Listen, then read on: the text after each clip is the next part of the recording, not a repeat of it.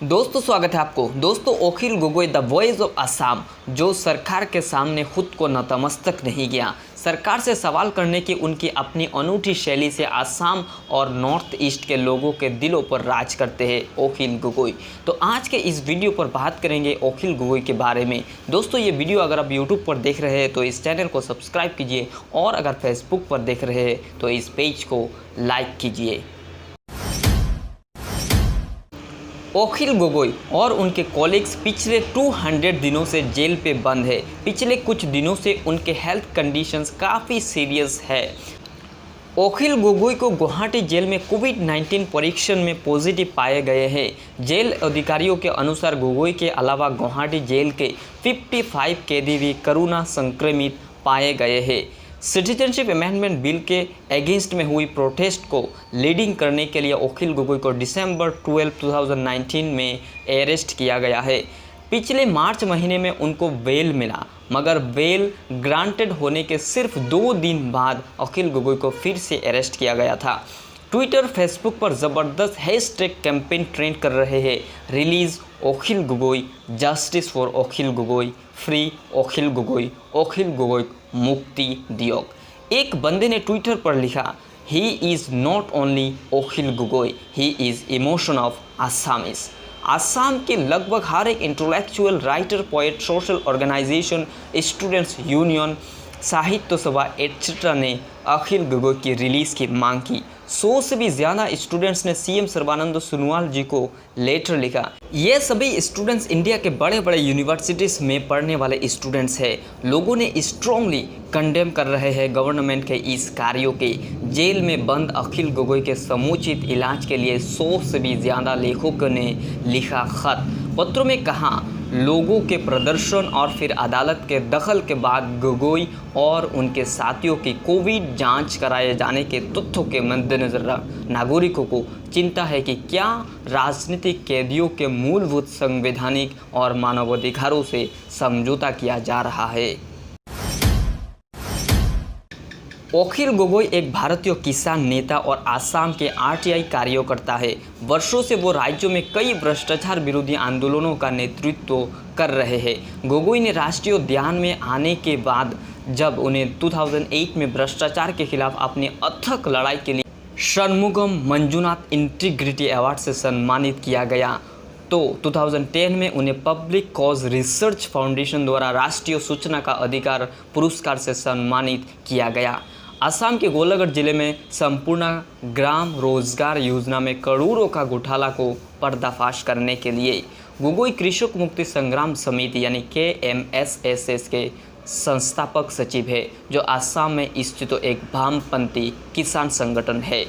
KMSS के क्षेत्र के किसानों के जीवन और आजीविका की रक्षा के लिए ये संगठन काम करता है। ये बड़े बांधों का निर्माण जैसी राज्य कार्रवाई का विरोध करते हैं, जिसके परिणाम स्वरूप हाशिए के लोगों का बड़े पैमाने पर विस्थापन होता है। वे भ्रष्टाचार के खिलाफ भी वकालत करते हैं और स्वदेशी लोगों की भूमि और वन अधिकारों के लिए लड़ते हैं।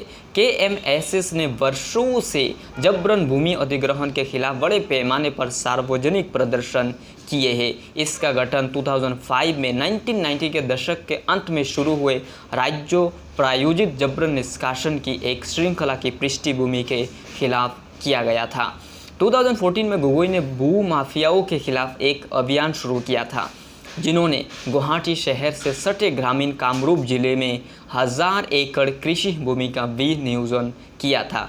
वर्तमान में अखिल गोगोई के आरोपों के आधार पर सरकार मामले की जांच कर रही है। 2015 में गोगोई और KMSS ने एक नए राजनीतिक संगठन गण मुक्ति संग्राम आसाम का गठन किया। 2017 में कृषक मुक्ति संग्राम समिति के संस्थापक गोगोई ने घोषणा की कि गण मुक्ति संग्राम आसाम पार्टी अगले चुनावों में चुनाव लड़ेगी। बहुत से लोगों का मानना है कि इसीलिए गोगोई को पॉलिटिकली जेल में बंद करके रखा गया ताकि ये समय पार हो सके। 12 दिसंबर 2019 को गोगोई को नागरिकता संशोधन अधिनियम के विरोध में हिरासत में लिया गया था। 12 दिसंबर को आरटीआई कार्यकर्ता और कृषक मुक्ति संग्राम समिति के अध्यक्ष अखिल गोगोई को असम पुलिस ने जोरहाट में हिरासत में लिया और हिंसा भड़काने के लिए राष्ट्रीय जांच एजेंसी एनआईए को सौंप दिया। 5 दिन बाद एक विशेष अदालत ने एनआईए को असम के किसान नेता की 10 दिन की हिरासत दी। वो उत्तरी असम में नागरिकता संशोधन अधिनियम यानी सीएए के खिलाफ विरोध प्रदर्शन कर रहे थे। जब गोगोई को विशेष एनआईए अदालत में पेश किया जा रहा था तो उन्होंने बाहर इंतज़ार कर रहे पत्रकारों से कहा, मुझे प्रताड़ित किया जा रहा है। मैं लोगों से अपील करता हूं कि वे नागरिकता संशोधन अधिनियम 2019 यानी का के खिलाफ विरोध प्रदर्शनों को निलंबित न करें बल्कि उन्हें जारी रखें। उनकी मां प्रियदा गोगोई 20 दिसंबर से भूख हड़ताल पर थे। उन्होंने उनकी यातना के खिलाफ प्रदर्शन किया और एनआईए की हिरासत से उनकी तत्काल रिहाई की मांग की। किसान नेता को आसाम सरकार द्वारा प्रशासनिक नजरिए के तहत सितंबर 2017 में ड्रेकियन नेशनल सिक्योरिटी एक्ट के माध्यम से भी रखा गया था। गुवाहाटी उच्च न्यायालय ने दिसंबर 2017 में फैसला सुनाया कि इस बंदी ने गोगोई के संवैधानिक अधिकारों का उल्लंघन किया और उसकी रिहाई का आदेश दिया। गोगोई ने खुद को 2016 के बाद से लगातार गिरफ्तार और पुनर्व्यवस्थित करने के चक्रव्यूह में पाया है। पुलिस ने उन्हें पुराने मामले के संबंध में गिरफ्तार किया है।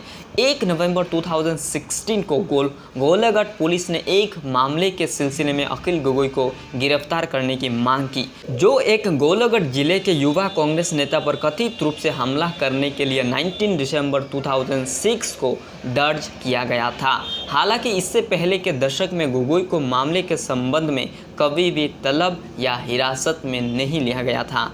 उनके समर्थकों का दावा है कि 2016 से पुराने मामले को सिलसिले में गोगोई को गिरफ्तार करने के लिए पुलिस के बीच अचानक आग्रह किया गया है। 2016 में बीजेपी के सत्ता में आने के साथ राज्य भर में बेदखली अभियान चलाए, खासकर बंगाली मूल के मुसलमानों को निशाना बनाया। होजाई कार्बी आंगलोंग में अधिकारियों ने जबरन 600 से अधिक मुस्लिम परिवारों को उनकी ज़मीन से बेदखल कर दिया।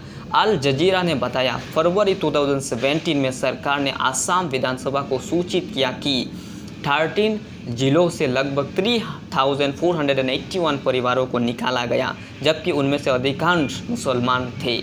उन्होंने अन्य हाशियों के सामाजिक समूहों जैसे आदिवासी लोगों को भी शामिल किया। केएमएमएस राज्यों में इन निष्कासन ड्राइवों के खिलाफ वर्षों से विरोध प्रदर्शन कर रहा है। जब 2016 में काजीरंगा नेशनल पार्क के पास भाजपा सरकार के निष्कासन अभियान ने काम किया तो केएमएसएस ने इसके खिलाफ बड़े पैमाने पर प्रदर्शन किए, जिसके परिणाम स्वरूप 2 प्रदर्शनकारियों की मौत हो गई और गोगोई की गिरफ्तारी भी हुई।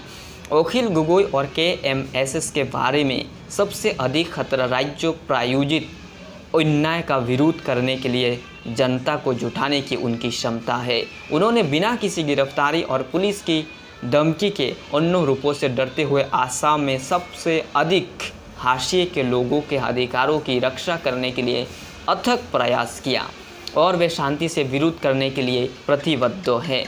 दोस्तों, उम्मीद है ये वीडियो आपको काफ़ी इन्फॉर्मेटिव लगा होगा। अगर आप ये वीडियो YouTube पर देख रहे हैं तो इस चैनल को सब्सक्राइब कीजिए और अगर Facebook पर देख रहे हैं तो इस पेज को लाइक कीजिए। इस वीडियो को ज़्यादा से ज़्यादा शेयर कीजिए। मिलेंगे इस तरह के और एक इन्फॉर्मेटिव वीडियो में, तब तक करिए शुक्रिया।